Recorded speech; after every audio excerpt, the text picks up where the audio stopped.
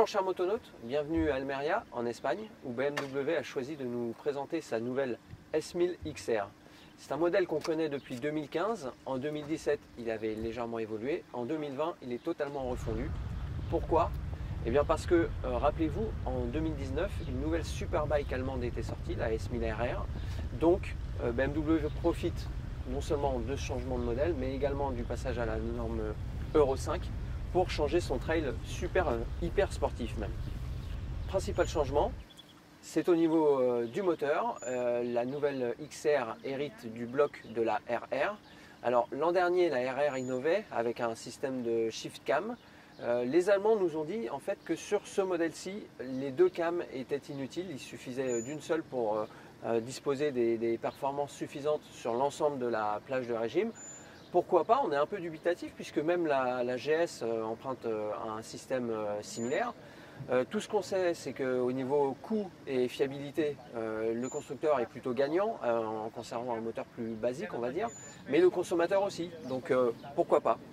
En termes de valeur maxi, la puissance de 165 chevaux et le couple de 114 Nm sont conservés, ça ne change pas. En revanche, l'ensemble des courbes sont plus remplies d'après le constructeur et ses graphes. À la conduite, il aurait fallu pouvoir comparer les deux machines dos à dos, on va dire. C'était pas possible. Ce qu'on peut dire après une petite boucle de 100 km, c'est que les personnes qui veulent un trail très sportif avec de grosses performances ne seront pas déçues par cette moto. Autre changement en termes d'électronique, les 4 modes sont désormais montés de série. Le mode Rain qui est plus doux, on va dire, le mode Road, et puis les modes Dynamique et Dynamique Pro qui ne sont pas réservés à une utilisation sur piste, même si les Allemands nous ont confié que certains utilisaient cette machine sur circuit pour des track days. Mais c'est vrai que dans cette configuration, la moto commence à marcher très fort et il faut être vraiment sûr de soi et de son environnement pour exploiter tout le potentiel. Autre changement au niveau de la motorisation, ce sont les 3 derniers rapports qui ont été allongés de 8% à peu près, ce qui permet de rouler sur voie express en 6e avec un régime un peu inférieur. Ça limite les vibrations, sachant que le guidon est monté sur cylinder block.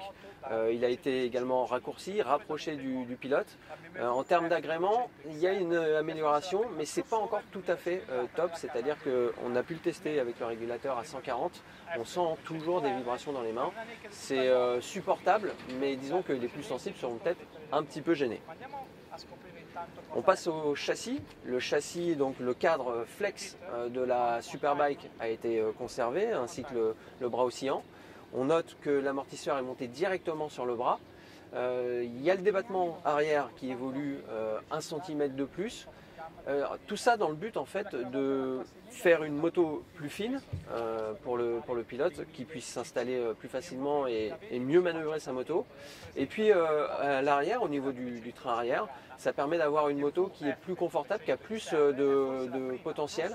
BMW nous a avoué en fait qu'après les tests effectués en concession, certains clients qui étaient désireux d'acheter une XR revenaient sur leur choix et passaient à la GS parce qu'elle était plus confortable.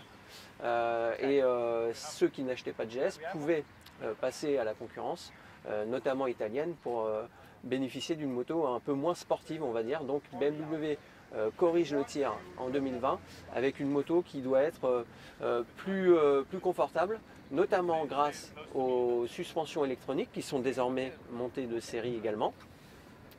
C'est une moto en fait qui permet d'avoir 2 motos dans son garage à la fois, puisque sur le mode road on a pu tester effectivement la moto est plus confortable qu'avant, c'est-à-dire qu'on profite plus du débattement, les passages sur les routes bosselées ou en ville sont plus agréables, hein, sur les ralentisseurs etc. c'est mieux absorbé. Et puis lorsqu'on appuie sur le commodo gauche, une simple touche suffit même en roulant. On peut passer en mode dynamique et là la moto gagne en rigueur, c'est vraiment le changement est sensible, c'est net. On a une moto qui est mieux campée sur ses appuis, on a un pilote du coup qui est plus serein et qui met plus de rythme, que ce soit à l'accélération comme au freinage d'ailleurs, puisque l'hydraulique est mieux retenue dans cette configuration. Au niveau de la partie cycle et du moteur également, hein, il y a des gros travaux qui ont été faits et il y a des gains de poids vraiment nets, notamment 5 kg au niveau du moteur, 2 kg 100 au niveau du cadre et du bras oscillant, environ 1 kg, 1 kg 2 au niveau de l'échappement, 1 kg 8 au niveau des roues. Donc tout ça, ça permet d'avoir une moto qui doit être plus légère et plus agile.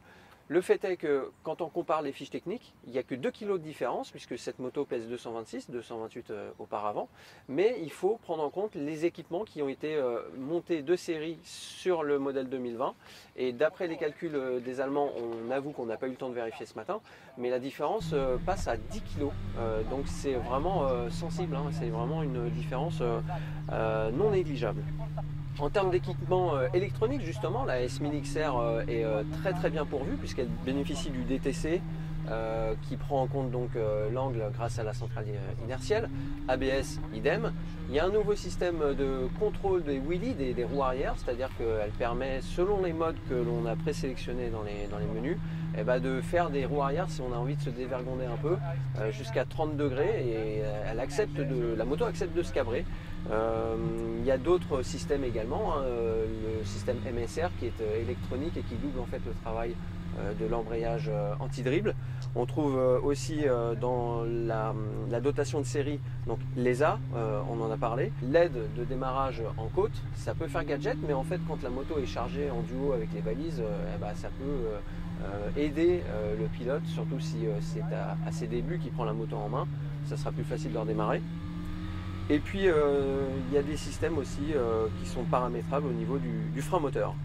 Pour être tout à fait à jour, la S1000 XR de 2020 reçoit la tablette de BMW qui est proposée déjà sur les F900, sur les GS aussi surtout. Donc c'est une tablette qui est vraiment très bien réussie, qui joue bien avec les couleurs, les contrastes. Les infos sont nombreuses mais pas trop lorsqu'on roule. Et puis une fois qu'on descend de moto et qu'on veut retrouver toutes ces informations, il y a aussi l'application sur smartphone avec la connectivité Bluetooth. Ça peut paraître un petit peu gadget, mais il y en a certains qui, d'après BMW, apprécient de pouvoir piloter une deuxième fois, revivre ces voyages, voir les angles qui ont été pris, maxi, les vitesses aussi, même si bon, ça se limite à une utilisation en Allemagne sur autoroute, bien naturellement. Mais voilà, donc au niveau électronique, cette machine est vraiment à jour, et même plus qu'à jour. On voit également à l'avant que les optiques doubles sont désormais symétriques, comme la Superbike. C'est du full LED. Et puis en option, il y a également la fonction en virage adaptatif et qui permet d'éclairer l'intérieur du virage. Ça, c'est optionnel. On note également à l'attention des personnes qui veulent faire un peu plus de touring qu'il y a une bulle réglable en deux positions très facilement grâce à un ingénieux système vraiment très simple mais pratique. Il y a les supports de valise qui sont déjà montés d'origine, il y a les poignées passagers, il y a une selle qui pour le passager semble plutôt confortable, même si on a noté qu'à 140 les vibrations qui sont sensibles au niveau du guidon sont aussi un petit peu sensibles à l'arrière, il faudra vérifier ça. Et puis on note également, hein, on critique souvent les routières à ce niveau-là, il y a un vide-poche qui permet de mettre une carte, quelques pièces de monnaie, la clé qui laisse si besoin, mais il ne faut pas oublier de la reprendre une fois qu'on descend de moto. Et puis sous le coffre, il y a 1 litre, sous la selle, pardon, il y a 1,8 litre de contenance. Donc il faut féliciter les Allemands parce que c'est vrai que d'habitude Motonex est plutôt critique sur ces points-là et là il faut reconnaître qu'ils ont plutôt réussi leur coup. En termes de tarifs, la moto est affichée à partir de 17 900 € sur le site français de BMW Motorrad. La moto arrivera en concession au mois d'avril. Ce qu'il faut savoir tout de même, c'est qu'il reste quand même pas mal d'options et d'accessoires à ajouter pour faire une moto véritablement touring, confort, avec par exemple les poignées chauffantes, le régulateur de vitesse. Il y a pas mal d'accessoires qui peuvent être ajoutés et la facture finit par grimper puisque en full option, Motonet a fait une configuration rapide, on atteint presque les 24 000 €, voire les 25 000 € si les propriétaires souhaitent installer les jantes Performance M Motorsport qui sont également disponibles sur la Superbike. Là pour le coup, pour 25 000 €, vous disposez d'une Superbike routière vraiment ultra complète. Il sera intéressant d'ailleurs de comparer cette machine à celle de la concurrence. On pense notamment à une Kawasaki qui nous avait bien plu l'an dernier. À suivre donc sur motonet.com. En attendant, on vous donne rendez-vous sur le site pour laisser écrit avec le point technique, les fiches techniques complets. Voilà, on vous laisse, on va repartir faire un petit tour. A plus et bonne route!